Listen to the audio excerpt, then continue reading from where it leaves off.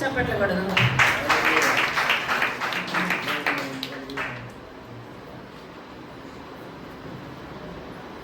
న్యాయాధిపతుల గ్రంథము 5వ అధ్యాయము 8వ వచనం. ఇశ్రాయేలీయులు కొత్త దేవతను కోరుకొనగా యుద్ధము ద్వారముల యొద్దకు వచ్చెను. ఇశ్రాయేలీయులలో 40,000 మందికి కనబడలేదు. చాలండి, చిన్న ప్రార్థన చేస్తాం.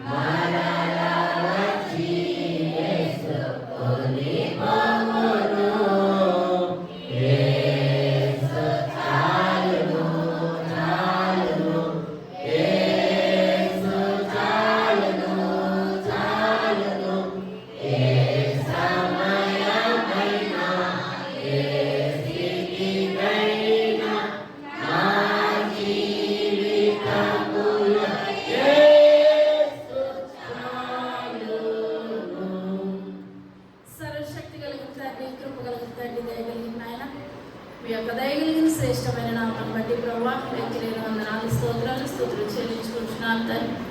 అయ్యా ఈ యొక్క దినాన్ని మేమందరూ నాయన మీ యొక్క సన్నిధిలో తండ్రి అయ్యా మేము మాటలు వినడానికి వచ్చిన మమ్మల్ని అందరినీ మీరు దీవించండి ప్రభావ, ఆస్వాదించండి తండ్రి. అయ్యా ఏ వాక్యం ద్వారా నాయన బాబు అయ్యా మీ యొక్క సన్నిధిలో బలపరచబడాలి తండ్రి. అయ్యా ఎటువంటి ఆలోచనతో ప్రభావ నాయన ఎటువంటి నాయన బాబు ఆహారం కొరకు ఎదురు చూస్తున్నారు తండ్రి. మీరు ఉండండి ప్రభావ, మీరు మాట్లాడమని అడిగించినాను తండ్రి. ఎందువల్లంటే మీ యొక్క వాక్యం శక్తి కలిగింది ప్రభా. అయ్యా ప్రాణాత్మల కీలక మూలుగులను సహా తండ్రి ఆయన సరి చేయగలిగిన గొప్ప వాక్యం నాయన వాక్యం తండ్రి. అయ్యా వాక్యంలో నాయన బాబు మీరు మాట్లాడుచులుగా నాయన చెప్తున్నాను, నన్ను మరుగుపరచండి తండ్రి. మీరు ఉండండి ప్రభావ, మీరు మాట్లాడండి. ఈ యొక్క ఆరాధన ఆదరించి అంతవరకు నాయన మీరే తోడుగా నేడుగా ఉండి మహిమ ఘనత ప్రభావాలు పొందమనని త్వరగా రాబోచని యేసయ్య నామమున వేడుకొంచున్నాము తండ్రి.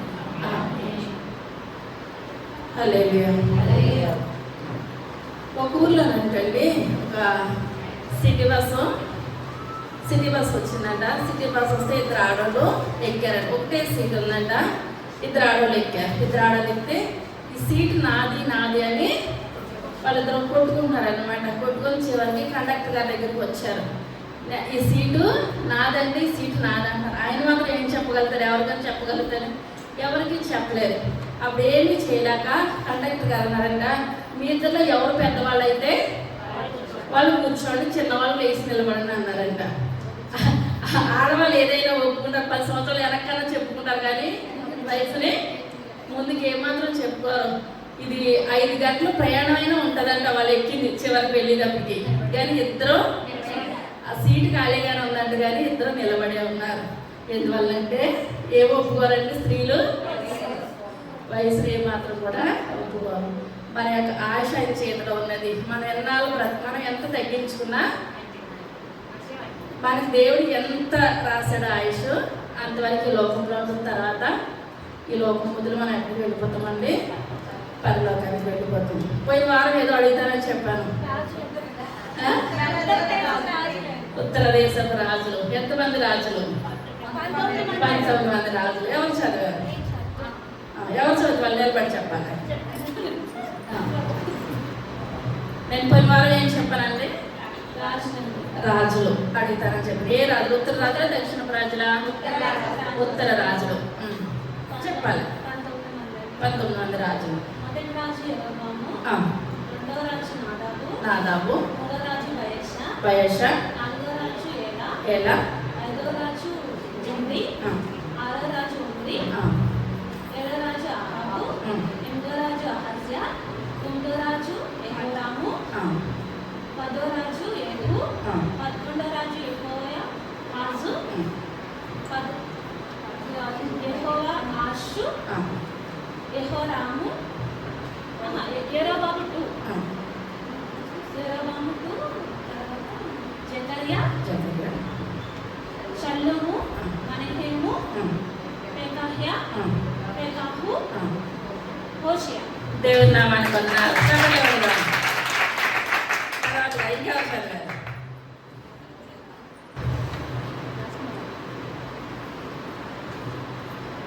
యెరోబాము, నాదాబు, బయషా, ఏలా, జిమ్రీ, ఓమ్రీ, అహాబు, అహజ్యా, యెహోరాము, యెహూ, యెహోయాహాజు, యెహోవాషు, రెండో యెరోబాము, జకర్యా, షల్లూము, మెనహేము, పెకషిమి, పెకా, హోషి. చప్పట్లు కొడతారు. ఇంకా చదివారంట. ఇంకా మన పరిశుద్ధ గ్రంథంలో మామూలుగా రాజులు ఎక్కువ కాలం పరిపాలన చేసిన రాజు ఎవరు? కరెక్ట్గా చెప్పండి. మనష్షే. ఎన్ని సంవత్సరాలు?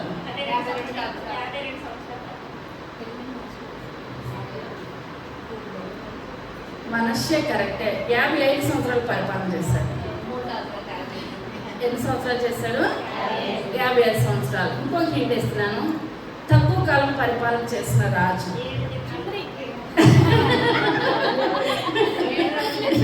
7 రోజులు చేసి గుర్తుపెట్టుకుంటారా? ఇప్పుడు ఎక్కువ కాలం పరిపాలన చేసిన రాజు మనష్షే. ఎన్ని సంవత్సరాలు? 55 సంవత్సరాలు. పరిపాలన మంచిగా ఉందా? సగం బాగుంది, సగం బాగలేదు. ఇప్పుడు జిమ్రీ 7 రోజులు చేసిన అయింది. అసలు బాగలేదు. మన జీవితాలు ఎలా ఉండాలి? ఎలా ఉండాలండి?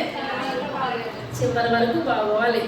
కార్యారంభం కంటే కార్యార్థం శ్రేష్టం. చివరి వరకు పరిగెట్టాలన్నమాట.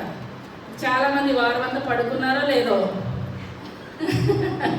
చెప్పాలి చెప్పాలి చెప్పాలి అన్నాను. దేవుడు నామాన్ని వందనాలు. ఎందువల్లంటే మనం ఏం చేయాలండి? నేర్చుకోవడానికి ప్రయాసపడి దేవుడు గొప్ప కార్యాలు జరిగిస్తాడనమాట. ఇప్పుడు చదువుకున్న వాక్యం న్యాయాధిపతులు 5వ గ్రంథం 5వ అధ్యాయము 8వ వచనం. ఇశ్రాయేలీయులు కొత్త దేవతను కోరుకొనగా యుద్ధము ద్వారము యొద్దకు వచ్చెను.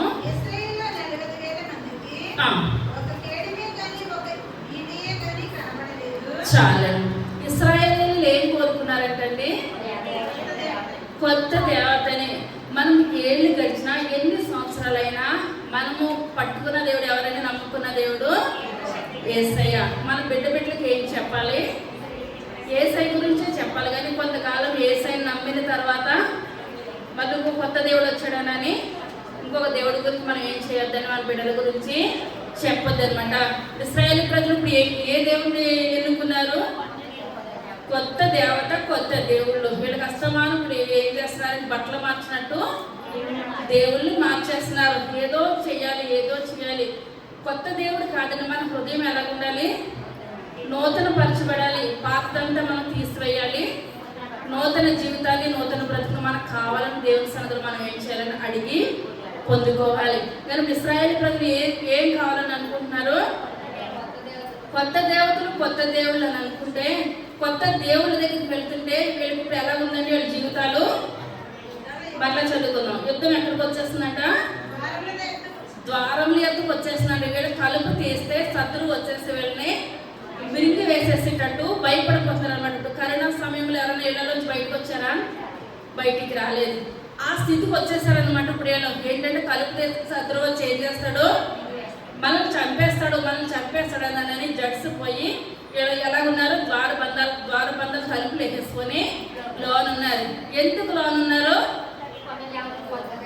కొత్త దేవతలను వాళ్ళు కోరుకున్నారు కనుక వాళ్ళు తలుపులు వేసేసుకొని ఇంటిలోనే ఉండిపోయారు. ఇప్పుడు ఎందువల్లంటే న్యాయాధిపతుల గ్రంథము ఆ యొక్క 400 సంవత్సరాల చరిత్ర అనమాట. ఎన్ని సంవత్సరాలు? 400 సంవత్సరాల చరిత్ర కలిగింది. ఇప్పుడు న్యాయాధిపతిలో అంతా కూడా మనం ఫస్ట్ నుంచి చివరి వరకు కానీ చూసుకున్నట్లయితే ఇశ్రాయేల్ ప్రజలు దేవుడి మీద వాళ్ళు ఏం చేస్తారు? తిరగబడిపోతారు అనమాట. సనుక్కుంటారు, తిరగబడిపోతారు. అది తిరగబడిపోయినప్పుడు దేవుని వాళ్ళు ఎవరికి అప్పగించేస్తాడండి? కష్టమని బాబులో వెళ్ళరు. శత్రువుకి అప్పగించేస్తాడు దేవుడు. ఎవరికి అప్పగించేస్తాడండి? శత్రువుకి అప్పగించేస్తాడు. ఎప్పుడైతే శత్రువుకి అప్పగించేస్తాడో అప్పుడు వాళ్ళకి ఎవరు గుర్తుకు వస్తారో? దేవుడు గుర్తుకు వస్తాడు. దేవుడు గుర్తుకొచ్చి ప్రభా మేము ఏం చేస్తాము? తప్పు చేసామయ్యా, మేము తప్పు చేసాము, మమ్మల్ని క్షమించండి క్షమించండి అని అంటే ఇప్పుడు దేవుడు మరలా వాళ్ళని క్షమించి వాళ్ళకి దేవుడు న్యాయాధిపతిని ఏర్పరుస్తాడు అనమాట. అలా న్యాయాధిపతి ఏర్పరిచినప్పుడు ఆ న్యాయాధిపతి ఉన్నంత రోజులు కూడా కొద్ది రోజులు మాట ఆలకిస్తారు. మరలా ఏమైపోతారండి? బయటకు వెళ్ళిపోతారు. ఇప్పుడు మనకు అన్నీ బాగున్నాయి అనుకోండి, దేవుని సన్నిధిలో కళ్ళు మూసుకుంటాం కానీ కళ్ళు అంటే కన్నీరే రాదు. వస్తుందంటారండి? మనకు అన్నీ బాగుంటే రావు. కానీ మనకి ఏదైనా కొంచెం కష్టం నష్టం వచ్చి మన దారులన్నీ ముసుగుకొని అనుకోండి, కంటినీరు ఆగమన్నా ఆగదు. పడుకున్నప్పుడు దిండైనా తడిసిపోతుంది కానీ మన కళ్ళనీరికి ఏమాత్రం కూడా రెస్ట్ అన్నది ఉండదు అనమాట. ఇప్పుడు ఇశ్రాయేల్ ప్రజలు ఇప్పుడు 20 సంవత్సరాలు దేవుని మర్చిపోయారంటే, ఎన్ని సంవత్సరాలు? 20 సంవత్సరాలు దేవుని మర్చిపోయారంటే మన జీవితంలో సగం వయసు ఏమైపోయింది? లోకంలోనే కలిసిపోయింది అనమాట. ఇప్పుడు 20 సంవత్సరాలు దేవునికి విరుద్ధంగా వెళ్ళిపోయారు. అక్కడ శత్రువు వచ్చేసాడు అనమాట. యాబీను అన్న ఆ యొక్క రాజుకి దేవుడు ఇశ్రాయేల్ ప్రజలందరినీ కూడా అప్పగించేసేస్తాడు. దేవుడే అప్పగించేస్తాడు, మనుషులు ఎవ్వరు కూడా కాదు. మనం అనుకుంటాం నేను ఏం చేశాను, నేను ఏ అపరాధం చేశాను, నేను ఏ పాపం చేశాను అని అనుకుంటాం. కానీ మనం చేసిన పాపాన్ని బట్టి మన దేవుడే అప్పగించేస్తాడు అనమాట. ఇశ్రాయేల్ ప్రజలు ఎవరు అప్పగించేస్తాడండి? దేవుడు యాబీనన్న రాజుకి అప్పగించేస్తాడు. ఎందుకు అప్పగించేస్తాడు? ఇలా ఏం చేశారు? కొత్త దేవతని కోరుకున్నారు. నిజమైన దేవుని వాళ్ళు ఏం చేస్తారండి? మర్చిపోయారు కనుక ఎన్ని సంవత్సరాలు మర్చిపోయారు వాళ్ళు? 20 సంవత్సరాలు మర్చిపోయారు. దేవుడు అన్న మాట కానీ ఏది కూడా వాళ్ళకి లేదు. ఇప్పుడు ఎప్పుడైతే శత్రువు చేతికి వెళ్ళిపోయారో ఇప్పుడు వాళ్ళు ఏం చేస్తున్నారంటే దేవుని సన్నిధిలో ప్రార్థన చేస్తున్నారు. ప్రభా మమ్మల్ని ఏం చేయాలి? మీరు క్షమించు ప్రభా, క్షమించు ప్రభా, క్షమించు ప్రభా అని ప్రార్థన చేస్తుంటే ఇప్పుడు న్యాయాధిపతుల గ్రంథము ఇందులో న్యాయాధిపతులు ఎంతమంది అండి? ఎంతమంది పరిపాలన చేశారు చెప్పండి? సమూయేలుతో సహా 15 మంది రాజులు పరిపాలన చేశారు. న్యాయాధిపతులు అంటారు, వెళ్ళి రాజులు కాదు న్యాయాధిపతులు అంటారు. న్యాయాధిపతుల గ్రంథం అంతా కూడా పరిపాలన చేసిన వారు ఎవరైనా సమూయేలుతో సహా 15 మంది, 17 కాదు 15 మంది ఏం చేస్తారండి? ఇశ్రాయేల్ ప్రజల్ని పరిపాలన చేశారు. అయితే పరిపాలన చేసినప్పుడు అందులో ఇప్పుడు ఒక స్త్రీ చేసింది. ఎవరు? దెబోరా. మిగిలిన వాళ్ళందరూ కూడా పురుషులే చేశారు. ఒక స్త్రీ దెబోరా పరిపాలన చేసింది. అదే న్యాయాధిపతుల గ్రంథము 4వ అధ్యాయం మొట్టమొదటి వచనం. యెహూదు మరణమైన తరువాత ఇశ్రాయేలీయులు ఇంకనూ యెహోవా దృష్టికి దోషులైన గనుక యెహోవా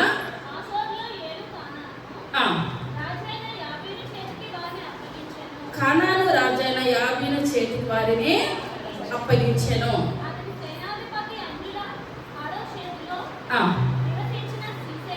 చాలండి. ఇప్పుడు ఇతను రాజు పేరేంటి? యాబీను రాజు. ఇప్పుడు కానాను రాజు అని ఎవరికి అప్పగించేసారు? యెహూదు మరణం అయిపోయిన తర్వాత ఇంకొకరు ఎవరు వచ్చారు? రాజు యాబీను వచ్చాడు. ఇప్పుడు యాబీను సైన్యాధిపతి పేరు ఏం పేరు? సిసేరా. ఏ పేరు మీకు అర్థమవుతుందా? ఇప్పుడు రాజు ఎవరు? యాబీను. యాబీనుకి సైన్యాధిపతి ఎవరు? సిసేరా. ఇప్పుడు ఎవరు బలగాన్ని బట్టి ధైర్యపడాలి రాజు? ఇప్పుడు ఇక్కడ ఇశ్రాయేల్ ప్రజలందరూ కూడా ఎవరిని బట్టి గర్వించాలి? దేవుడు వదిలేయండి. ఎవరు పరిపాలన చేస్తుంటే ఇప్పుడు యుద్ధానికి వచ్చినప్పుడు మన రాజు బలవంతుడు అనుకోండి, మనం భయపడవలసిన అవసరం లేదు. ఇప్పుడు ఇక్కడ ఏంటంటే ఇప్పుడు రాజు యాబీనే, కానీ యాబీను ఒక సైన్యాధిపతి మీద ఆధారపడుతున్నాడు. అర్థమవుతుందా? సైన్యాధిపతి పేరు ఏంటంటే సిసేరా. ఇప్పుడు సిసేరా నా యొక్క సైన్యాధిపతి చాలా బలము కలిగిన మనుషుడు అన్ననని ఎవరి మీద ఆధారపడుతున్నారు? రాజు సైన్యాధిపతి మీద ఆధారపడతారు. లెక్కకి ఎవరి మీద ఆధారపడాలి? ఆధారపడాలి, కానీ రాజు సైన్యాధిపతి మీద ఆధారపడుతున్నాడు. తర్వాత అతనికి 900 ఇనుప రథములు ఉండేను. కఠినమైన బాధ పెట్టగా చాలండి. ఇప్పుడు ఎన్ని రథాలు ఉన్నాయి ఈమెకి? ఇతనికి 900 రథాలు ఎవరికి ఉన్నాయి? సైన్యాధిపతికి ఉన్నాయి, సిసేరాకు ఉన్నాయి అనమాట. 900 రథాలు ఎవరికి ఉన్నాయి? సిసేరాకు ఉన్నాయి. ఆ యొక్క సిసేరా బలాన్ని బట్టి 900 ఇనుప రథాలను బట్టి, ఇప్పుడు 900 ఇనుప రథాలు అంటే 900 రథాలు ఇప్పుడు ఎంతమంది నడపాలండి? 900 మంది రౌతులు కావాలన్నమాట. ఇప్పుడు ఇంత బలగాన్ని వేసుకొని యుద్ధానికి వస్తున్న ప్రతి విషయంలో సైన్యాధిపతి ఏమంటుందండి రాజుతోటి? నేనున్నాను, మీకు ఏమి కాదు, నేనున్నాను, మీకు ఏమి కాదు. ఎన్ని సంవత్సరాలు దేవుని మర్చిపోయారు వీళ్ళు? 20 సంవత్సరాలు దేవుడిని మర్చిపోయారు. దేవుడిని మర్చిపోయారు కనుక యేసయ్య అన్న పదవి వీళ్ళ నోటంట మర్చిపోయారు అనమాట.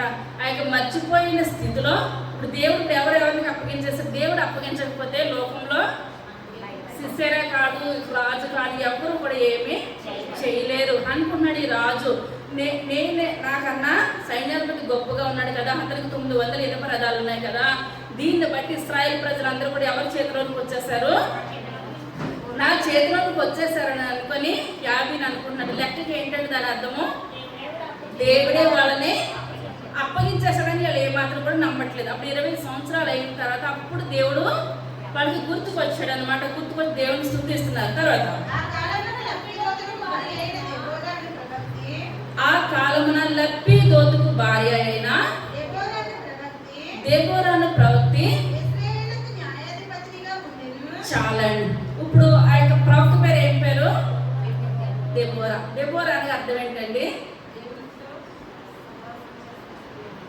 చెప్పాలి. దెబోరా అనగా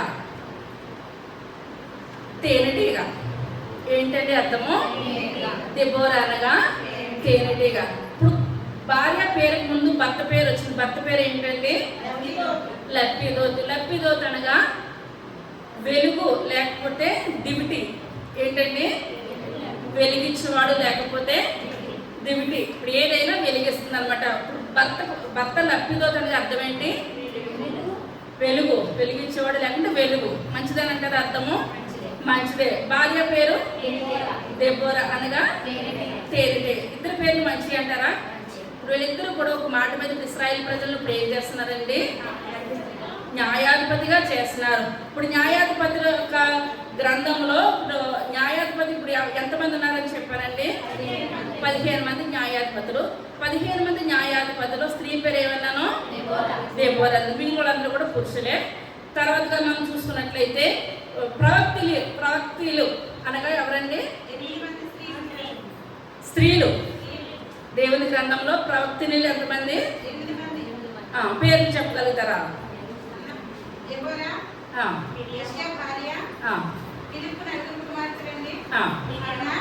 మిరియాము, హన్నా. దేవుని కృపను బట్టి వీళ్ళందరూ కూడా పరిశుద్ధ గ్రంథంలో హుల్దాలో స్త్రీ కూడా ఉన్నది, నవోద్యాన స్త్రీ కూడా ఉన్నది. వీళ్ళందరూ కూడా ఎవరండి? ప్రవక్తనీలు అనమాట. ఈ యొక్క పరిశుద్ధ గ్రంథంలో వీళ్ళందరూ కూడా దేవుని కొరకు ఏం చేస్తారు?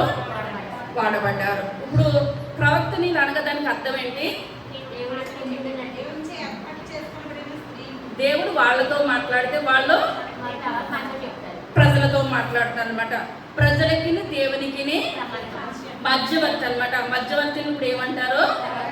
ప్రవక్తనీలు. దేవుడిని గొప్పగా దేవుని యొక్క పనిలో వాడుకున్నాడంటే ఏమిటి? తేనెటీగ అని లేకపోతే దెబోరా అని దేవుడు ఉత్తనే పేరు పెట్టలేదు. ఇప్పుడు అక్కడ తేనెటీగ ఏంటండి 1,44,000 కిలోమీటర్ల దూరం వెళ్ళిపోయి తేనెని సమకూరుస్తుంది అంటే ఆషామాషగా కూర్చుంటే తేనె వచ్చేది. తేనెటీగ దగ్గర తేనె వచ్చేది.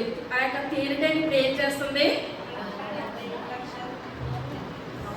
1,44,000 కిలోమీటర్ల దూరం ప్రయాణం చేస్తే ఆ యొక్క తేనె ఏం చేస్తుందంటే అది సమకూరుస్తుంది అనమాట. అంత దూరం ప్రయాణం చేస్తేనే ఇప్పుడు మనం అనుకుంటాము మనం ఏదైనా ఇప్పుడు వాళ్ళు నిన్నగాక మనం వచ్చారు అంత సంపాదించుకున్నారని అంటే సంపాదన ఉంటేనే రాదు. దాని వెనకాల ఎంతో ప్రయాస, తల్లిదండ్రులు చేసిన ప్రార్థనలు ఉంటాయి, వాళ్ళు చేసిన మంచితనం ఉంటుంది. అదంతటినీ సమకూరిస్తేనే కానీ బాగుపడరు అనమాట. ఒక రోజు 2 రోజుల్లోనూ మనకి వచ్చి పడిపోయేది. అయితే ఒక లాటరీ తగిలింది అనుకోండి, దాని వెనకాల పితరులు చేసిన పుణ్యం ఉంటుంది. అది ఏదో రూపంలో, మనుషుల రూపంలో దేవుడు వాళ్ళకి ఏం చేస్తాడంటే సహాయం చేస్తాడంటే ఉంటేనే మనకి ఏది కూడా వచ్చేసింది కాదనమాట. ఇప్పుడు తేనెటికి ఎంత ప్రయాణం చేసి ఇప్పుడు తేనెని ఏం చేస్తుంది, సమకూరుస్తుంది అనమాట. ఇప్పుడు ఫరో రాజులు చనిపోయిన తర్వాత ఆ యొక్క చనిపోయిన ఆ యొక్క శవాన్ని వాళ్ళు ఏం చేస్తారంటే బట్టతోటి చుట్టి ఒక చోట భద్రపరుస్తారనమాట. ఆ యొక్క భద్రపరిచి వాళ్ళు ఏమనుకుంటారంటే వీళ్ళ రాజులు కదా, ఇప్పుడు మనం చనిపోయారని అంటాం. ఇప్పుడు చనిపోయినప్పుడు హానోకి ఎత్తబడ్డాడు, ఏలియా శరీరాలతో వాళ్ళు ఏం చేస్తారండి, ఎత్తబడ్డారు. ఇప్పుడు మిగిలిన వాళ్ళందరూ కూడా, ఇప్పుడు నేనే ఉన్నాను వాళ్ళ చోట చనిపోయిందని అన్నారు అనుకోండి, బాడీ ఎక్కడ ఉంటుంది, అక్కడే ఉంటుంది, బాడీ ఎక్కడికి వెళ్ళదు. కానీ ఆత్మ వెళ్ళిపోతుంది. కానీ ఆత్మ ఉంటేనే ఆ బాడీకి ఏంటండి జీవము, కదలికన్నా మాట్లాడుతున్నాను ఏమన్నా. ఆత్మ లేకపోతే ఆ యొక్క శరీరానికి ఏమీ లేదు. ఇప్పుడు ఫరో రాజులు ఏం చేస్తారంటే ఆ యొక్క బాడీని భద్రపరిచి దాస్తారనమాట. ఆ యొక్క మంచిగా చేసి వాళ్ళు పాడవకుండా, ఆ యొక్క బాడీని పాడవకుండా ఆ యొక్క మంచిగా పెట్టి ఎప్పటికైనా సరే ఆ యొక్క ఆత్మ తిరిగి శరీరంలోనికి వస్తుంది అని వాళ్ళకి ఒక నమ్మకం అంటారు. దాన్ని వాటిని ఏమంటారంటే మమ్మీలు అంటారు. ఏమంటారంటే బాడీని మమ్మీలు అంటారు. వాళ్ళకున్న ప్రేమను బట్టి, ఆ యొక్క డబ్బును బట్టి. దాయడం అంటే ఆషమాష అంటారా?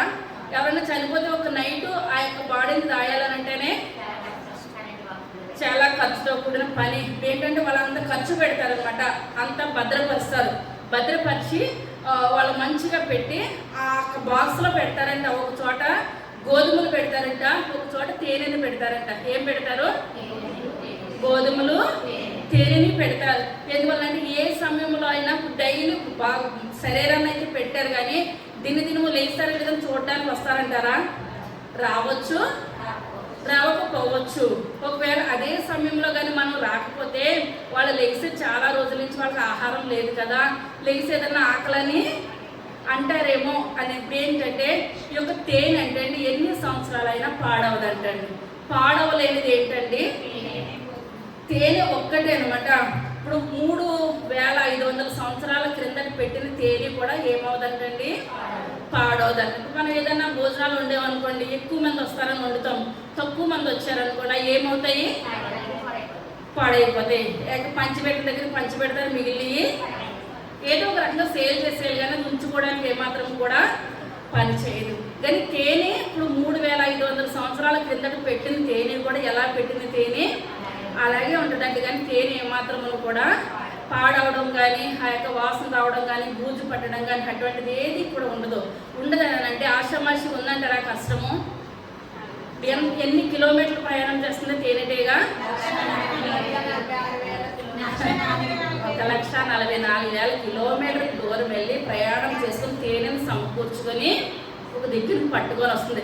అంత కష్టపడుతుంది కనుక ఇప్పుడు జనాలు సులువుగా వెళ్ళి తేనె పట్టుని ఏం చేస్తారో కొట్టేయడానికి చూస్తారనమాట. అది తేనె ఊరుకుంటుందా?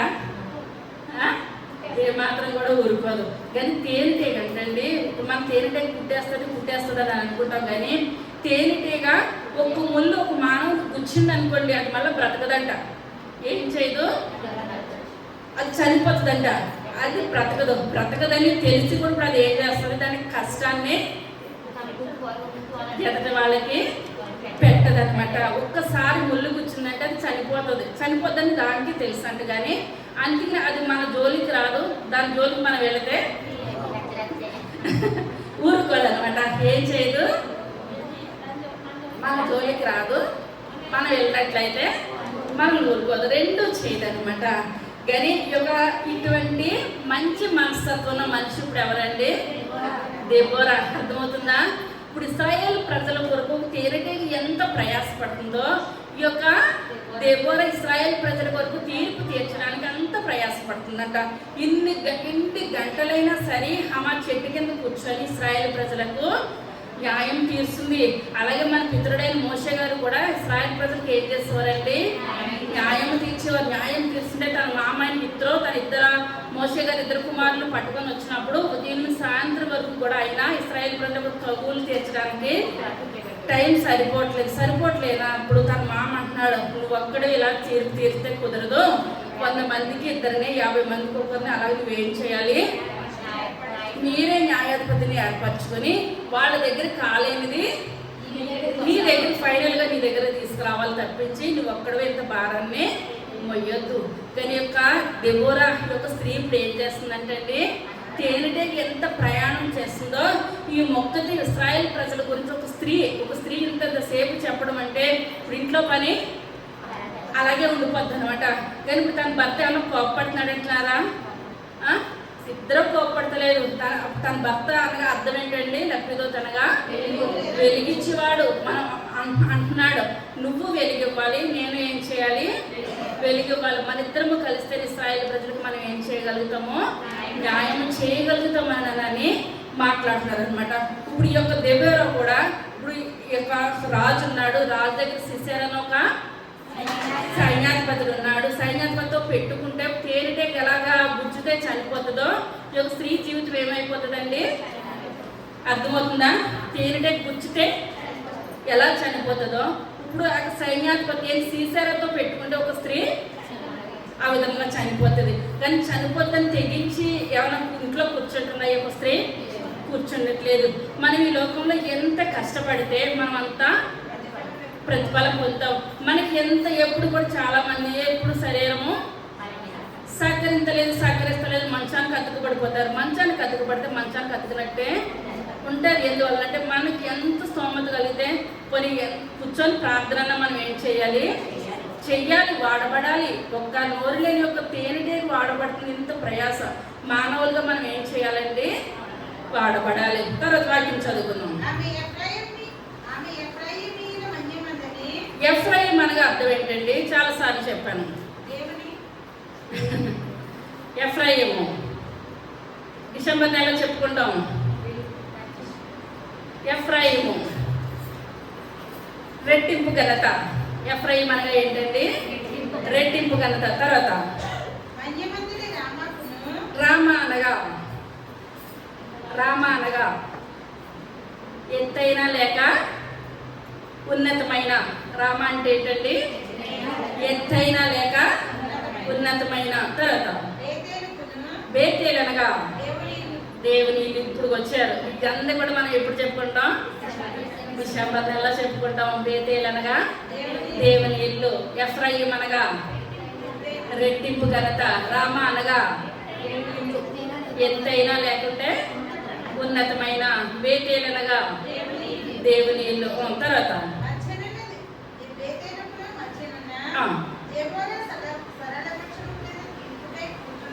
సరళ వృక్షం అనగా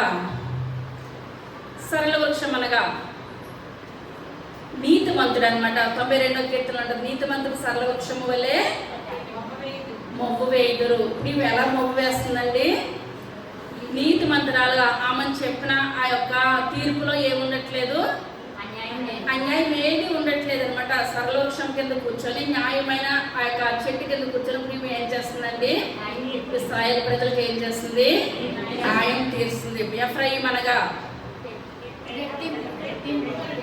రెట్టింపు ఘనత. రామ అనగా ఎత్తైన లేకుంటే ఉన్నతమైన. బేతేలు దేవుని ఇల్లు. సరళ వృక్షము నీతిమంతుడు అనమాట.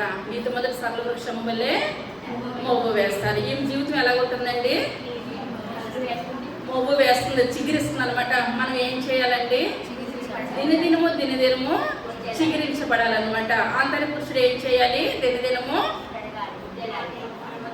ఫలభరితం అవ్వాలి, అంతకంతకు చిగురింపు చేయాలన్నమాట. తర్వాత తీర్పు చేయుటకై ఇశ్రాయేలు ఆమె యొద్దకు వచ్చుచుండిరి. నఫ్తాలి కెదెషులో నుండి బారాకును పిలువనంపించి అతనితో ఇట్లనెను, జెబూలీయులలోను రప్పించుము.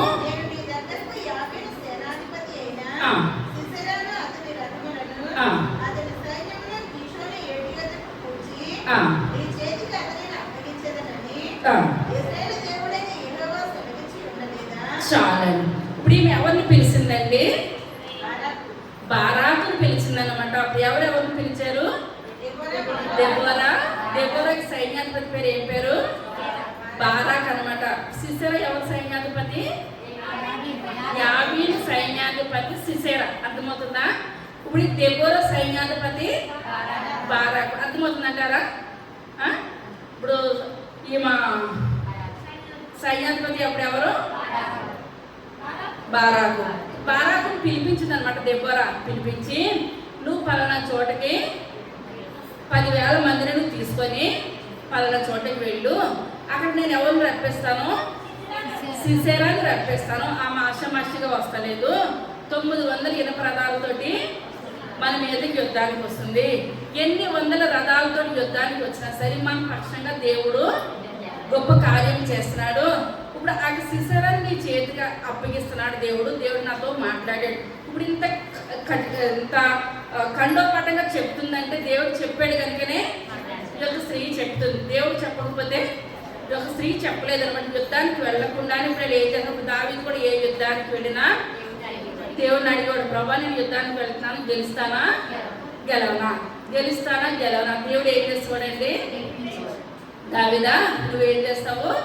యుద్ధానికి వెళ్ళి నీకు నేను గొప్ప విజయాన్ని ఇస్తున్నాను. కానీ ఏ యుద్ధంలో కూడా దావీదు ఓడిపోవడం అంటూ ఏమాత్రం కూడా జరగలేదు. ఇప్పుడు ఇక్కడ కూడా దెబోరా ప్రార్థన చేసింది.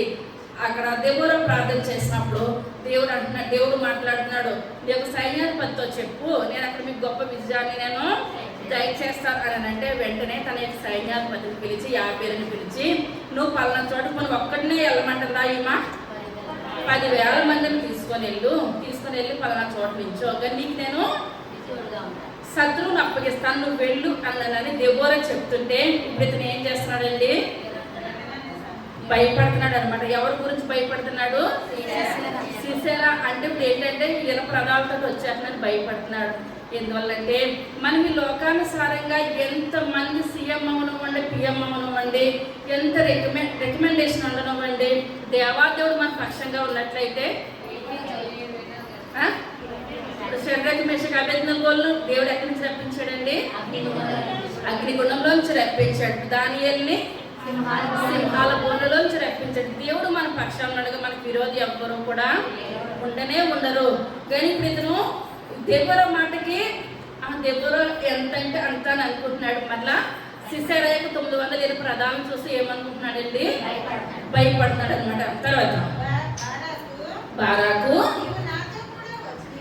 నీవు నాతో కూడా వచ్చిన ఎడల నేను వెళ్ళేదను గాని నీవు నాతో కూడా రాని ఎడల. అప్పుడు ఆమె నీతో నేను అగత్యంగా వచ్చేదను, నీకు ఘనత కలగదు.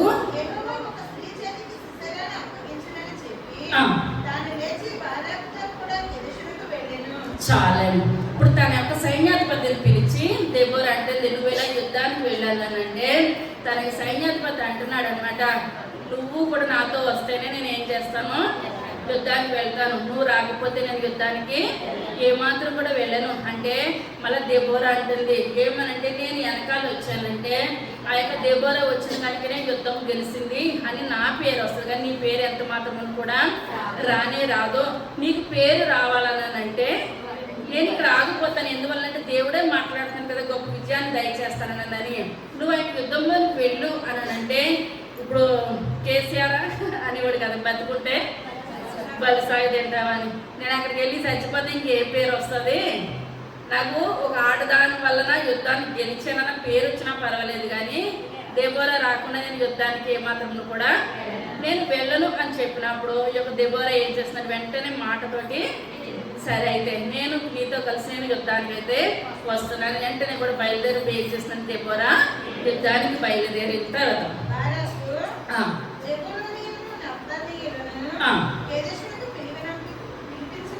పిలిపించినప్పుడు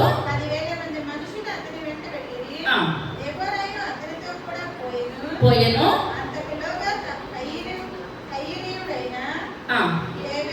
హేబేలు సంతతి వారైన కయనీయుల నుండి వేరుపడి వేరుపడి కేదేషునందునున్న జేనన్యములోని ఆ.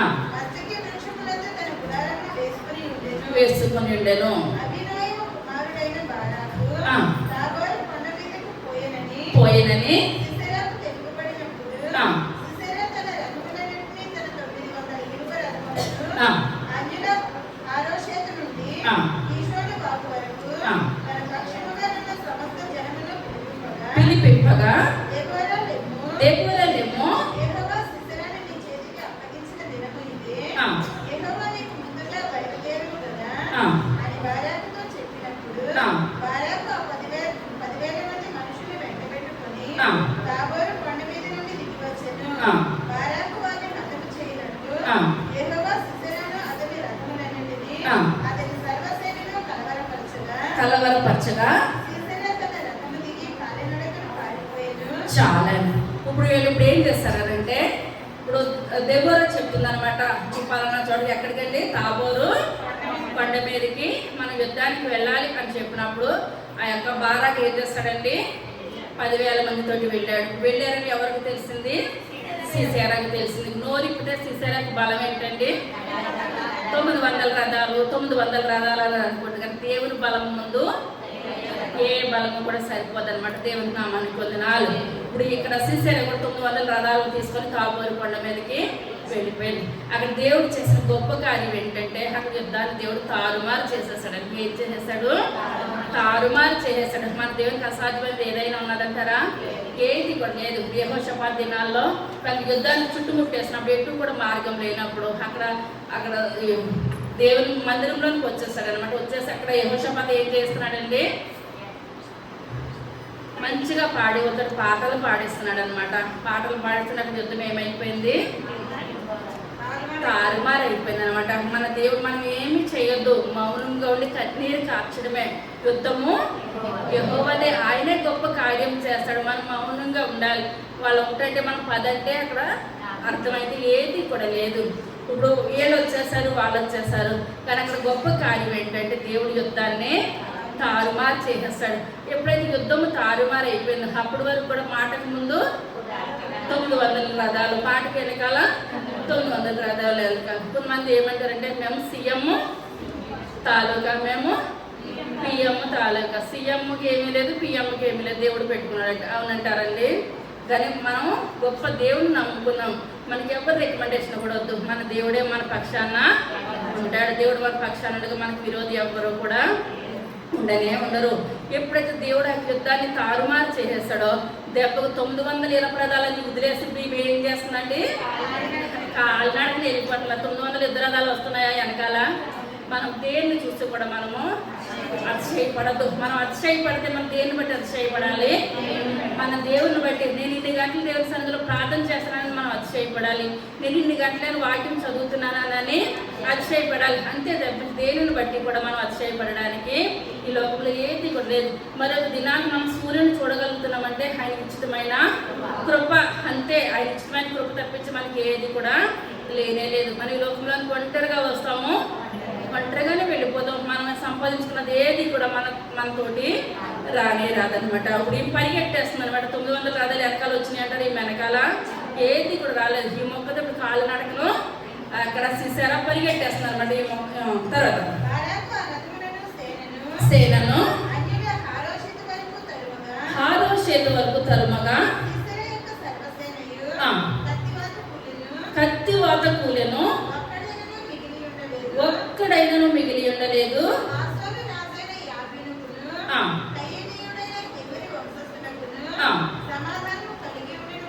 కలిగి ఉండేను గనుక కాలినడకను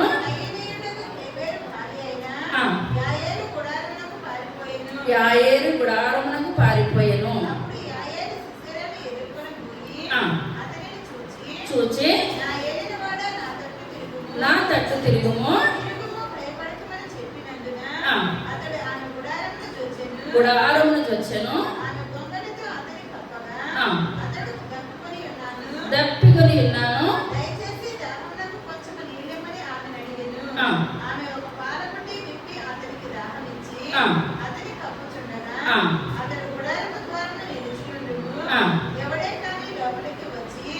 ఇక్కడ ఎవడైనా ఉన్నాడా అని నిన్ను అడిగిన ఎడల నీవు ఎవడనో లేడని చెప్పవలెననిను.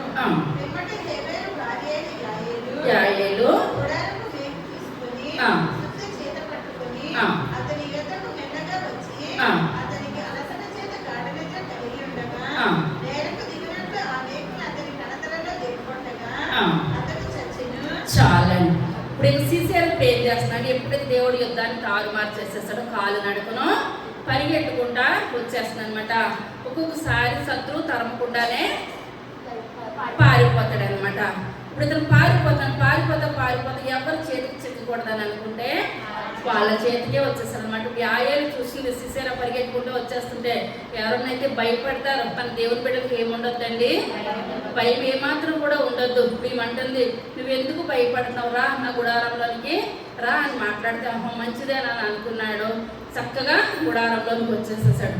వచ్చేసినప్పుడు పరిగెట్టుకుంటూ వస్తున్నాడు కదండి. కాళ్ళు నడకన ఒక దగ్గర కూర్చున్నాడు. అలసిపోయినప్పుడు ఈమె ఏం చేస్తున్నాడు, గొంగలి కప్పేస్తుంది అనమాట.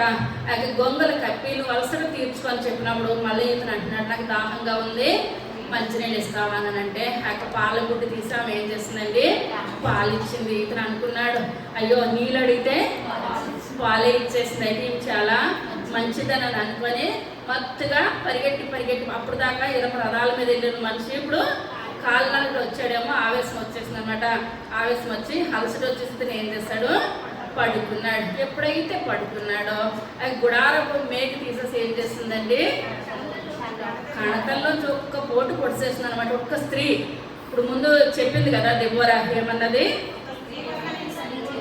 గొప్ప విజయం వస్తుంది నువ్వు వెళ్ళు అన్నప్పటికీ కూడా ఇతను ఏం చేస్తాడండి, బారాకు భయపడ్డాడు. నమ్మేది కానీ ధైర్యం సరిపోలేదు. మనం అనుకుంటాం, ఇప్పుడు ప్రార్థన చేయించుకున్నాం అనుకోండి, ఏం కాదు దేవుడు స్వస్థపరుస్తాడని చెప్పినప్పుడు కూడా ఆ స్థానంలో ఉన్న వాళ్ళకి ఏం కలుగుతుంది, ఎవరికైనా భయం కలుగుతుంది. అన్నీ అయిపోయిన తర్వాత అంటారు అనుకున్నాను కానీ కొంచెం భయపడ్డాను అంటాం. కానీ మనకి ఏముండకూడదండి, భయం ఉండొద్దు. మన దేవుడు గొప్ప దేవుడు, విజయాన్ని ఇచ్చే గొప్ప దేవుడు. ఇందువల్ల మానవులుగా మనం ఏం చేస్తాం, ఒక్కొక్కసారి భయపడతాం అనమాట. మనం భయపడద్దు. మనం ప్రార్థన గట్టిగా చేసినట్లయితే మనం భయపడే అవసరమే మనకి ఏమాత్రం కూడా లేదే లేదు. ఇప్పుడు ఈమె నమ్మాడు. నమ్మిన తర్వాత మరి ఇతను కూడా ఇశ్రాయేలు ప్రజలు ఏం చేస్తున్నాడండి, కట్టిన బాధలు పెడుతున్నాడు. కానీ చివరికి ఒక స్త్రీ చేతులతో ఏమైపోయాడండి, తలుముచుండగా రమ్ము అతడు వచ్చినప్పుడు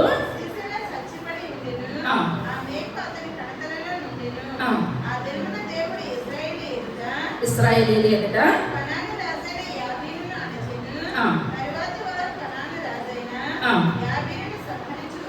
సంహరించు వరకు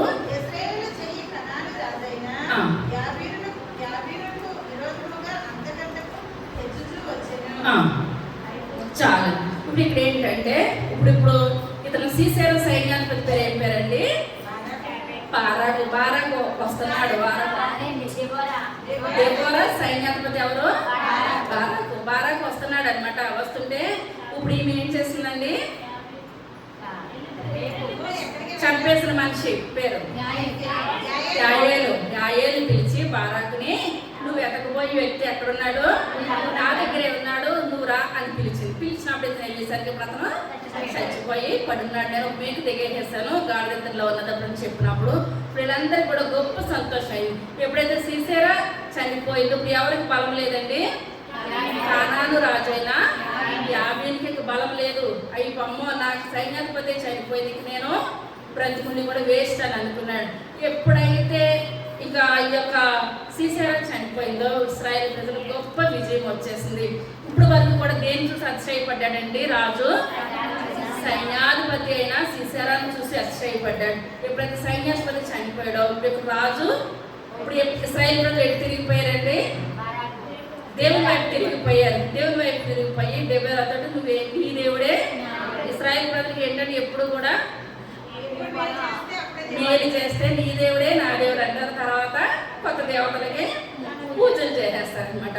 ఇప్పుడు ఇక్కడ దెబోరా యొక్క మాటకి లోబడుతున్నారు. లోబడినప్పుడు 5వ అధ్యాయం అంతా కూడా దెబోరా ఏం చేస్తుందంటే ఒక కీర్తన పాడుతుందన్నమాట ఉత్సాహంతో. ఇశ్రాయేల్ ప్రజలు ఇన్ని సంవత్సరాలు 20 సంవత్సరాలు ఇంత బాధలు పడ్డారు కదా, దేవుడు వాళ్ళకి ఏం చేస్తాడు, గొప్ప విజయాన్ని దయచేస్తాడు. 400 ఇనుపరదాలు రౌతులు అన్నదని ఎంత గర్వించిందో ఆ యొక్క సిసరాని దేవుడు ఒక స్త్రీ చేతిలోనే ఏం చేస్తాడంటే చనిపోయేటట్టు చేశాడు. దేవుడి నామానికే మహిమ అనుకుంటుంది. కానీ ఇశ్రాయేల్ ప్రజల జీవితాలు ఎలా ఉన్నాయంటే ఫిలిప్పీలకు రాసిన పత్రిక 2వ అధ్యాయము 16వ వచనం. మధ్యను జీవవాక్యమును చేత పట్టుకొని లోకమందు జ్యోతుల వలె కనబడుచున్నారు. ఇప్పుడు ఎలాగా ఉంటున్నారంటండి, జ్యోతుల వలె. కార్యం జరిగినప్పుడు ఇశ్రాయేల్ ప్రజలు జ్యోతుల వలె ఉంటున్నారు. కార్యము జరగలేనప్పుడు ఇశ్రాయేల్ ప్రజలు ఎలా ఉంటున్నారంటే ఫిలిప్పీలకు రాసిన పత్రిక 3వ అధ్యాయం 19వ వచనం.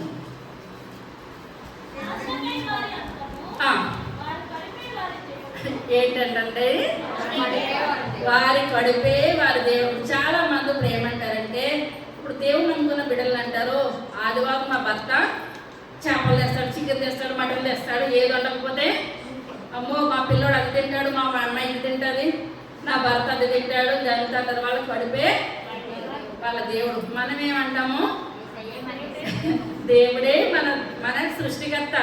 దేవుడి సన్నిధానానికి వస్తే మనం అన్నిటికన్నా గొప్ప ఆత్మీయ ఆహారం మనం అనుభవిస్తాం. ఇదే మన తృప్తి. ఒక్కరోజు మనం దేవునికి రాకపోతే, దేవుని సన్నిధానానికి రాకపోతే వారం అంతా కూడా ఏదో పోగొట్టుకున్నట్టు వెళుతూ ఉండిపోతుంది అనమాట. మనం తిండి గురించి కాదు, వేషాలు ఏం చేస్తాడు, ఒక పూట కూటి వరకు జ్యేష్ఠత్వాన్ని అమ్మేస్తున్నాడు. మనం అలా కాదు, ఏది తిన్నా ఏది తినకపోయినా దేవుని సన్నిధిలో గడిపిన ఆనందము ఈ లోకంలో ఎన్ని తిన్నా కూడా మనకి దొరకదు. ఎన్నిటికైనా ఒక ఆదివారం మన గుడికి రాకపోతే మనకి మనసు అంతా కూడా ఇప్పుడు వాక్యాలు అవుతాయి, ఇప్పుడు పాటలు అవుతాయి, ఇప్పుడు అది ఇదని ఆ దేవుని సన్నిధి రాకపోయినా దేవుని కొరకే. ఇప్పుడు ఏళ్ళకి ఎలా ఉన్నదండి ఇశ్రాయేలు ప్రజలకి, వారి కడుపే వారి దేవుడు. ఏది తిందామా, ఏది తాగుదామా, ఏమి ధరించుకుందామా, అదే జీవితం తప్పించి రెండో జీవితం వాళ్ళకి ఉండట్లేదు అనమాట. దేవుడు చిన్న జలక్కిస్తే ఇప్పుడు ఏం చేస్తున్నారు, యేసయ్య మీరే దేవుడు, కొత్త దేవతలు లేవు, కొత్త దేవుళ్ళు లేవు అంటున్నారు. తర్వాత రోమిలకు రాసిన పత్రిక 1వ అధ్యాయం 25వ వచనం.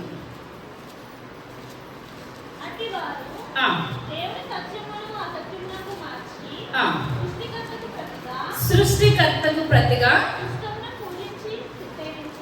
చాలండి. సృష్టికర్తకు బదులుగా దేన్ని పూజిస్తున్నారంటే ఇశ్రాయేలు ప్రజలు సృష్టము అనగా ఏంటంటే సూర్య చంద్రులకి నమస్కారము చేస్తున్నారు. చాలా మంది ఇప్పుడు ఏం చేస్తారు, తెల్లారి లేస్తే సూర్యుడికి నమస్కారం చేస్తారు. అది సూర్యుడిని సృష్టించిన దేవునికి ఏం చేయాలంటే వాళ్ళు నమస్కరించరు. మనం ఎవరు నమస్కరిస్తాము, సృష్టికర్తను. సూర్యుడికి నమస్కారం పెట్టమంటే పెడతామా మనం పెట్టము. ఎందువల్లంటే ఆ యొక్క దేవుడు ఆ యొక్క సూర్యుడిని సృష్టించాడు. నువ్వు ఇన్ని గంటలు పని చేయంటే అన్ని గంటలు సూర్యుడు పని చేస్తున్నాడు. చంద్రుడిని సృష్టించి చంద్రుడు ఇన్ని గంటలు పని చేయమంటే అన్ని గంటలు. నైట్ టైం నక్షత్రాలకి ఉద్యోగాలు వాళ్ళు చేస్తున్నారు. ఇప్పుడు మన పని మనం చేయాలి. మనం సృష్టించిన సృష్టికర్తను మనము పూజించాలి కానీ సూర్యుడికి చంద్రుడికి నమస్కారాలు చెయ్యదు. ఇశ్రాయేలు ప్రజలు ఎంతకాలం ఎవరికి నమస్కారాలు చేస్తున్నారండి, కొత్త దేవతలు సూర్యుడికి చంద్రుడికి రకరకాల ఏ రాయిని కనపడితే ఆ రాయిని దేని కనపడితే దాన్ని వాళ్ళు ఏం చేస్తున్నారండి, పూజిస్తున్నారు అనమాట. తర్వాతగా యెషయా గ్రంథము 31వ అధ్యాయము 3వ వచనం.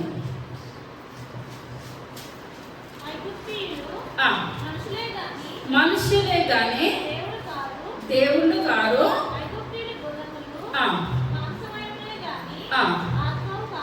ఆత్మలు కావు. చాలండి. ఐగుప్తీయుల గుర్రాలకు కూడా వాళ్ళు ఏం చేస్తున్నారంటే పూజలు చేస్తున్నారు. గుర్రాలకు పూజలు చేస్తే ఏమన్నా మనకు ఒరిగేది ఉన్నదంటారా, ఏమీ లేదు. ఇప్పుడు వాళ్ళ యొక్క ఇప్పుడు దేవుడు ఒక్కడే దేవుడు, మనం దేవుడినే కొలవాలి కానీ గుర్రాలకి రథాలకి దేన్ని మనం ఏం చేయకూడదండి, పూజలు చేయొద్దు అనమాట. ఆయన గుర్రాలు జంతువులు కానీ ఆత్మలు కాదు. ఏంటండి, గుర్రాల జంతువులు జంతువులే. ఇప్పుడు మనం చనిపోయిన తర్వాత మన ఆత్మ ఇప్పుడు ఎక్కడికి రావాలని చూస్తున్నారండి? ఆ ఐగుప్తీయులు, ఫరోలు మళ్ళీ శరీరంలో రావాలని చూస్తున్నారు. ఇప్పుడు కోడిని కోసుకున్నాము, ఆ కోడిని తినేస్తున్నాము, ఎటో వెళ్ళిపోతుంది మాంసం. ఇప్పుడు ఆత్మ వచ్చి మళ్ళీ కోడిలో కూర్చుంటుందా? కూర్చోదు. ఇప్పుడు ఐగుప్తీయులు గుర్రాలు, రథాలు ఎన్నైనా వాళ్ళ దేవుళ్ళు కాదు. ఆ యొక్క శరీరాలు మాంసాలే తప్పించి దేవుళ్ళు ఎంత మాత్రం కూడా కానే కాదు. ఇప్పుడు ప్రజలందరూ కూడా ఇప్పుడు ఏం చేస్తున్నారు? ఇప్పుడు సొలొమోను మహారాజు కూడా ఐగుప్తు గుర్రాలు తెమ్మందో తేవద్దా? తల్లి తీసుకురావద్దని చెప్పింది, కానీ సొలొమోను ఏం చేస్తాడండి?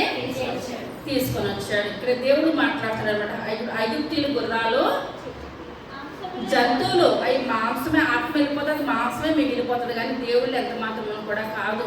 మనం సృష్టించిన సృష్టికర్తను మనం ఏం చేయాలండి? పూజించాలి. ఇప్పుడు ఈ లోకంలో మన దేవుడు ఒక్కడే దేవుడై ఉండి మానవుడుగా వచ్చాడు. అర్థమవుతుందంటారా? దేవుడై ఉండి నేను దేవుడు అనుకుని వచ్చాడా? అలనాడు ప్రజలు ఎలాగనుకున్నారంటే మన దేవుడు ఒక పెద్ద రాజు, రాజుల రాజు, ప్రభుల ప్రభు అని విన్నప్పుడు ఆయన ఒక రాజుగా ఒక పిఎం హోదాలో వచ్చేసి అందరికీ కూడా నీకు ఇలా చేసేస్తాను, అలా చేసేస్తాను, ఆ రకంగా ఒక సింహాసనం మీద కూర్చొని పరిపాలన చేసేటట్టు వస్తాడనుకొని ఏం చేస్తారంటే అక్కడ ప్రజలందరూ కూడా ఎదురు చూసారు. దేవుడు వస్తాడని నమ్మారు, కానీ ఎలాగ వస్తాడని అనుకున్నారు? రాజుల రాజుగా వస్తాడు, ఒక సింహాసనం మీద కూర్చొని పరిపాలన చేసేటట్టు వస్తాడని అనుకున్నారు, కానీ పేదవాడిగా వస్తాడని ఎవరు కూడా ఊహించలేదనమాట. కానీ దేవుడు ఎలాగొచ్చాడండి? కడు పేదవాడిగా. ఆ పూటకి బియ్యం ఉంటే రెండో పూటకి వాళ్ళ ఇంట్లో ఏమి లేవు, తినడానికి బియ్యం లేవు, కష్టపడితేనే వాళ్ళకి భోజనం, కష్టపడకపోతే ఏది కూడా లేదు. కడు పేద స్థితి అనమాట. ఇంత అంత పేద స్థితి కాదు. అటువంటి కుటుంబంలో యేసయ్య లోకంలోనికి వచ్చాడు. కానీ ఆయన పరలోకంలో అన్నీ కూడా విడిచి ఈ లోకంలోకి ఎలాగొచ్చాడండి? రిక్తునిగా, కడు పేదవానిగా వచ్చాడు అనమాట. కానీ ఇప్పుడు చాలా మంది ఇప్పుడు ఏం చేస్తున్నారంటే మనుషులు దేవుళ్ళు అని చెప్పుకుంటున్నారు. ఏమని చెప్పుకుంటున్నారండి? మానవునిగా పుట్టి వాళ్ళు ఏమంటున్నారు? మేమే దేవుడు, మేమే దేవుడు అని అనుకుంటున్నారు. కానీ మన దేవుడు అదే దేవుడే మానవుడిగా వచ్చాడు. ఇప్పుడు ఇక్కడ మనుషులే దేవుళ్ళని కొలుస్తున్నారు. ఎవరు గొప్ప అండి? మన దేవుడే గొప్ప అనమాట. ఇప్పుడు సీసెరా కూడా తన యొక్క రథాన్ని బట్టి ఏం చేస్తుంది?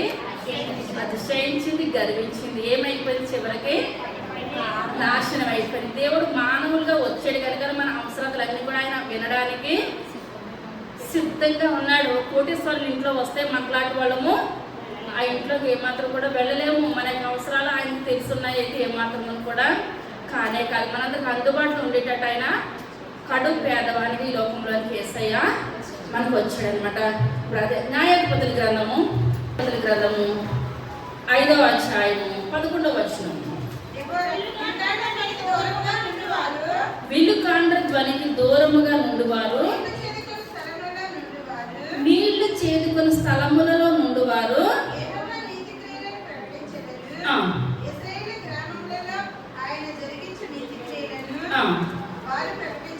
ప్రకటించెదరు. చాలా. ఇప్పుడు అదే అధ్యాయము ఇప్పుడు మనం ఎందుకు చదువుకున్నాము? కోరుకొనగా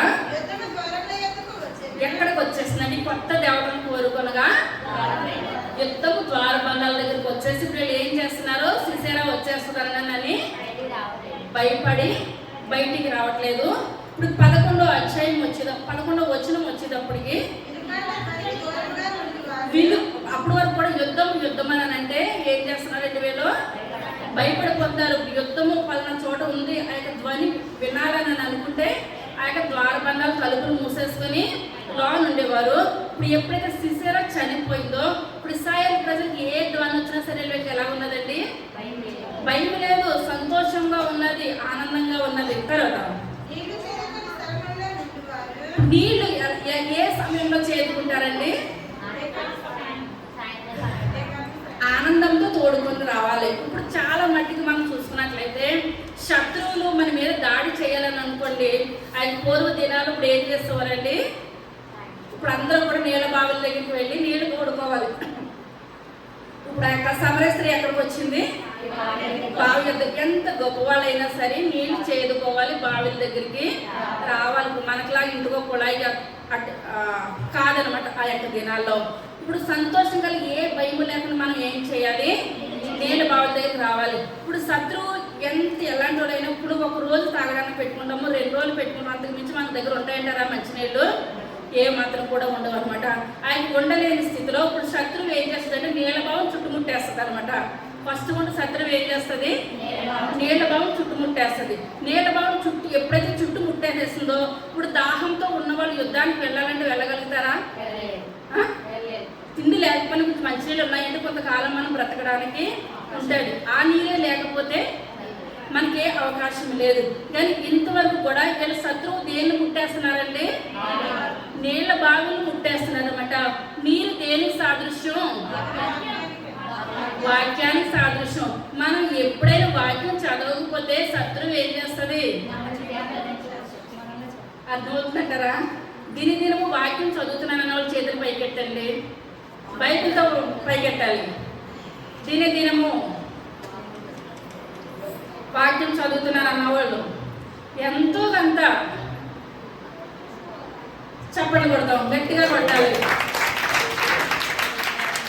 మనకి ఈ వాక్యము చదవకపోతే శత్రువు ఏం చేస్తుందంటే చుట్టుముట్టేస్తుంది. అనారోగ్య స్థితిలో కానీ, అప్పుల స్థితిలో కానీ, బాధల స్థితిలో కానీ, ఇబ్బందుల స్థితిలో కానీ అప్పుడు అనుకుంటాము అయ్యో శత్రువు చుట్టుముట్టేసినానని కళ్ళ నీరు పెట్టుకుని అధ్యాయాలన్నీ చదివేస్తాం. ఏది మనకు కనపడదు.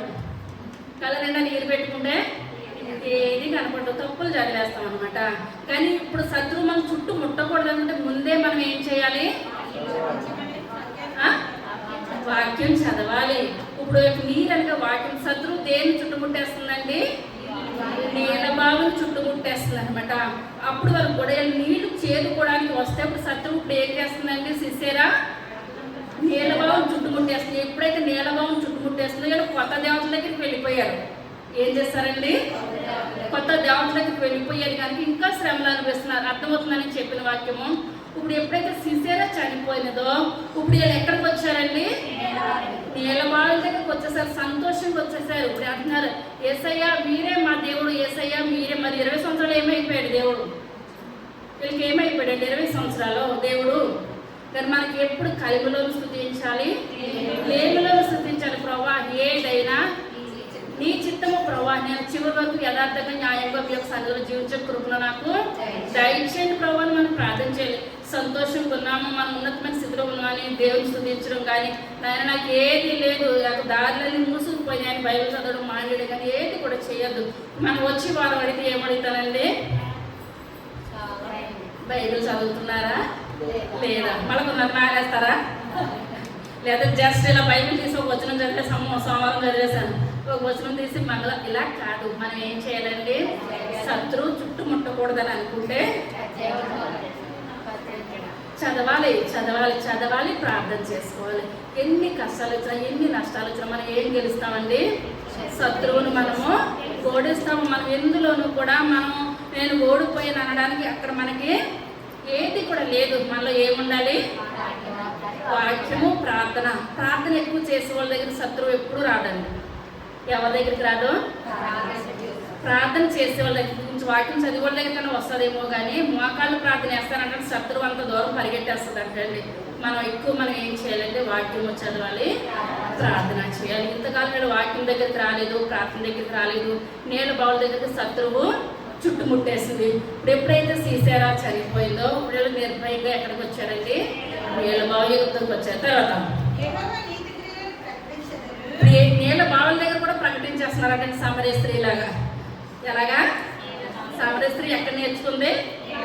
నీళ్ళ బావు దగ్గర కూడా చాలా మంది మనకు గొప్ప ఎలియాజరు రేపుగా కావాలని అనుకుంటే నీళ్ళ బావు యొక్క. ఇంకా యాకోబు, అదే యాకోబు రాహేలు ఎక్కడ కలుసుకున్నాడు? నీళ్ళ బావు యొక్క. ఇంకొకడు మోషే, చెప్పండి కొడతాము. మోషే ఎవరిని కలుసుకున్నాడు? సిప్పోరాని కలుసుకున్నాడు. ఎక్కడ? నీళ్ళ బావు యొక్క. ఇప్పుడు సమరయ స్త్రీ దేవుని కలుసుకుంటే నీళ్ళ బావు యొక్క. మనము నీళ్ళ బావు యొక్కకి రావాలంటే మనం ఏం పట్టుకోవాలి? వాక్యం పట్టుకోవాలి. వాక్యం పట్టుకున్నట్లయితే శత్రువు మనల్ని ఏం చేయదండి, ఏ మాత్రం కూడా చుట్టుముట్టదు. ఎలాంటి శత్రువైనప్పుడు కూడా శత్రు కోటలు ఏమైపోతాయి, ఎరుగు గోడలు పడిపోయి. అంటే ప్రార్థన, మనకు వాక్యం ప్రార్థన ఉన్నట్లయితే ఎటువంటి శత్రువైన సరే నోరు మూసుకోవాల్సిందే. తర్వాత యెహోవా నీతి క్రియలను ప్రకటించెదరు, ఇశ్రాయేలు గ్రామములలో ఆయన జరిగించు నీతి క్రియలను వారు ప్రకటించెదరు. వారు ప్రకటించారు. ఇప్పుడు ఏం చేస్తున్నారంటే నీతి క్రియలు మరి ఇంతకాలం ఎందుకు ప్రకటించలేదు? వీళ్ళకి తెలుసంటారా తెలవదంటారా? తెలుసు. కానీ ఎప్పుడైతే కఠినమైన శ్రమలకు వచ్చేస్తున్నారో అప్పుడు వాళ్ళు ఎవరిని కోరుకున్నారు? దేవుని కోరుకున్నారు. ఇప్పుడు నీళ్ళ బావులు ఎంత ప్రకటించేస్తున్నారు? గ్రామాల్లో ప్రకటించేస్తున్నారు. నోరిపితే వాళ్ళకి ఏమొస్తుందండి? ఏసయ్య ఏసయ్య తప్పించి రెండోది ఎంత మాత్రం కూడా రావట్లేదు. తర్వాత వినుటకై యెహోవా చేయుట ద్వారములలో కూడుదురు. చాలండి, ఒక మాట చాలు. ఇశ్రాయేలు ప్రజలు ఎక్కడ కూడుకుంటున్నారంటండి? ద్వారములలో. ద్వారం తీస్తే వీళ్ళు దేవుడు మాటలు చెప్పడమే. ఈ ఇంట్లో జీవుడు చెప్తే ద్వారబంధం కానీ ఆ ఇంట్లోనూ ఆమె చెప్తుంది. అప్పుడు వారు కూడా ద్వారబంధం దగ్గర రావడానికి వీళ్ళు ఏం చేశారు? భయపడిపోయారు అనమాట. ఎప్పుడైతే చూసారో వచ్చేస్తారు తలుపులు మూసుకొని వాళ్ళు ఏం చేశారు? భయపడ్డారు అనమాట. ఇప్పుడు వీళ్ళు ద్వారబంధాల దగ్గరికి వచ్చేసారు. అందుకని మన ద్వారబంధాల దగ్గర చాలా మంది మంచి మంచి వాక్యాలు రాసుకుంటారు. ఎందువల్ల మన ద్వారబంధాల దగ్గర ఎవరు ఉండాలి? యేసయ్య ఉండాలి, దేవుని మాటలు ఉండాలి, దేవుని వాక్యం ఉండాలి. మనం తలుపు తీస్తే ప్రార్థన, తలుపు మోస్తే ప్రార్థన, మన గృహంలో ప్రార్థన ఉండాలి, మనకి సంఘంలో ప్రార్థన ఉండాలి, వ్యక్తిగత ప్రార్థన ఉండాలి, కుటుంబ ప్రార్థన ఉండాలి. మళ్ళీ ఇన్ని ప్రార్థనలు ఉన్నట్లయితే శత్రువు ఏ రకమైన ఏలుబడి చేయడానికి వీలేదు. కుటుంబ ప్రార్థనలు ఎంతమందికి ఉన్నాయండి గృహాల్లోనూ? కుటుంబ ప్రార్థనలో చప్పట్లు కొడదాము. మనకి ఏమి ఉండాలి? వ్యక్తిగత ప్రార్థన ఉండాలి, కుటుంబ ప్రార్థన ఉండాలి, సంఘ ప్రార్థన ఉండాలి. సంఘంలోకి వచ్చిన సంఘ ప్రార్థన ఉండాలి. చాలా మంది శుక్రవారాలు రావట్లేదు. ఎవరి తీర్పు వాళ్ళదే. మనం ఏం చేయాలంటే ఆ సంఘ ఆరాధనలోకి వచ్చిన ప్రార్థనలు సంఘ ఆరాధనలో ఉండాలి, కుటుంబంలో ప్రార్థన కుటుంబంలో ఉండాలి. కుటుంబ ప్రార్థన చేసుకున్నాం కదా, వ్యక్తిగత ప్రార్థన అందరితో వ్యక్తిగత. అప్పుడు యేసుప్రభు గారు శిష్యులందరితో ప్రార్థన చేసేవారు, మరలా యథార్థంగా కూడా ప్రార్థన చేస్తారు అన్నమాట. మనం అలా ప్రార్థన వాక్యం, ప్రార్థన వాక్యం. ఇశ్రాయేలు ప్రజలు ఎలా స్తుతించేస్తున్నారండి? బావి దగ్గర స్తుతించేస్తున్నారు, గ్రామాల్లో నడిచినప్పుడు స్తుతించేస్తున్నారు, ద్వారబంధాల దగ్గర స్తుతించేస్తున్నారు. కొత్త దేవుడిని నమ్ముకుంటే ద్వారాలు మూసుకుండేవారు అనమాట. మనం ఇదంతా చెప్పింది ఏంటంటే మన జీవితాలను మన బ్రతుకులను దేవుడు ఉన్నట్లయితే మనం ఏం చేస్తామండి? ఎటువంటి శత్రువైనా సరే మనము జయించడానికి సిద్ధంగా ఉంటాం. ఇప్పుడు ఆ యొక్క ఎక్కువ కాలం పరిపాలన చేసిన రాజు ఎవరు? మనష్షే. ఎన్ని సంవత్సరాలు? 55 సంవత్సరాలు పరిపాలన చేస్తారు. తక్కువ కాలం పరిపాలన చేస్తుంది. మీరు జిబ్రీని మర్చిపోవాలనుకుంటా. ఎన్ని రోజుల పరిపాలన? 7 రోజులు పరిపాలన చేస్తాడు. తర్వాతగా చెప్పడం న్యాయాధిపతులు ఎంతమంది పరిపాలన చేశారు? 15 మంది. 15 మందిలో సమూయేలు కూడా ఉన్నాడు. స్త్రీలలో దేబెరా ఒక ఆమె. ఎంతమంది ప్రవక్తనీయులు ఉన్నారు బైబిల్ గ్రంథంలో? చెప్పాలి. మిరియాము, దెబోరా, హుల్దా,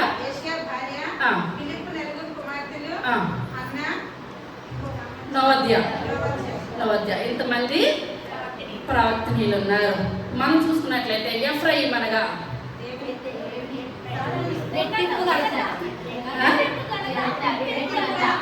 రెట్టింపు ఘనత. రామ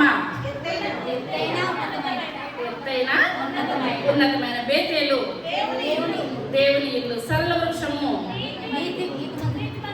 నీతిమంతుడు. ఖర్జూర వృక్షము వల్లే వేస్తారు. ఇప్పుడు ఇక్కడ మనం తెలిసి విన్న వాక్యాలు అన్నింటిలో కూడా ఇప్పుడు మనం నీతిమంతులుగా ఎవరున్నారండి? దెబోరా. దెబోరా అనగా తేనెగా. తన భర్త పేరు ఏమని చెప్పాను? లప్పిదోత. లప్పిదోత అనగా వెలుగు వెలిగించేవాడు. ఇద్దరు మంచి వాళ్ళేనా? ఇద్దరు మంచి వాళ్ళు. తేనె ఎంత ప్రయాణం చేస్తుంది? 1,44,000 కిలోమీటర్ల దూరం వెళ్ళి ఏం చేస్తుందండి? తేనెను సమకూరుస్తుంది. ఎన్ని సంవత్సరాలను తేనె పాడవలేదు? 3,500 సంవత్సరాలు అయినప్పుడు కూడా తేనె ఏమవ్వలేదండి, ఏమాత్రం కూడా పాడవలేదు. తేనె ఒక్కసారి కొడితే ఏమైపోతుంది? తేనెగా చనిపోతుంది. సిద్ధపడుతుందా? సిద్ధపడుతుంది. ఇప్పుడు దెబ్బలో కూడా సిద్ధపడిందంటారా? ప్రాణాలను తెగించి సిద్ధపడింది. మనము కూడా శత్రువుని జయించి మనం ఏం చేయాలంటే, శత్రువుని ఓడించాలంటే సిద్ధపడాలి. నాయన నా శత్రువు ఏది చేయడు, కానీ శరీరకు మేషకు అభివృద్ధులు ఏదైనా నేను సిద్ధమే ప్రభా. నా దేవుడు అని విడిచిపెట్టేశాడంటారా? దానిని విడిచిపెట్టారంటారా? ఏది కూడా విడిచిపెట్టాడు. మన శత్రువు ఎంత బలమైనదైనా సరే మనలో ఏముండాలండి? ప్రార్థన, వాక్యం ఉన్నట్లయితే ఎటువంటి శత్రువునైనా మనం ఏం చేస్తామో జయించడానికి దేవుడు గొప్ప కృపణ దేవుడు మనందరికీ దయచేయంగా. చిన్న ప్రార్థన చేసుకున్నాం. సర్వశక్తి కలిగిన తండ్రి, కృప కలిగిన తండ్రి, దయ కలిగిన ఆయన, మీ యొక్క దయ కలిగిన శ్రేష్టమైన నామాన్ని బట్టి ప్రభా లెక్కలేని వందనాలు, స్తోత్రాలు, స్తుతులు చెల్లించుకుంటున్నాను తండ్రి. అయ్యా దేవరా తండ్రి, నాయన ఇశ్రాయేలు ప్రజల్లో నాయన బాబు న్యాయాధిపతుల్లోనే బాబు స్త్రీ పరిపాలన చేసింది నాయన. అయ్యా సర్వవృక్షం దగ్గర కూర్చొని మంచి తీర్పు చెప్పింది బాబు. అయ్యా నాయన తన భర్త కూడా ఎంతో సపోర్ట్ ఇచ్చాడు ప్రభా. లేకపోతే తనగా బాబు వెలుగు నాయన భార్య భర్తలు ఇద్దరు ఇశ్రాయేలు ప్రజలు ఆయన వెలిగించారు, ఆయన కదిలించారు తండ్రి.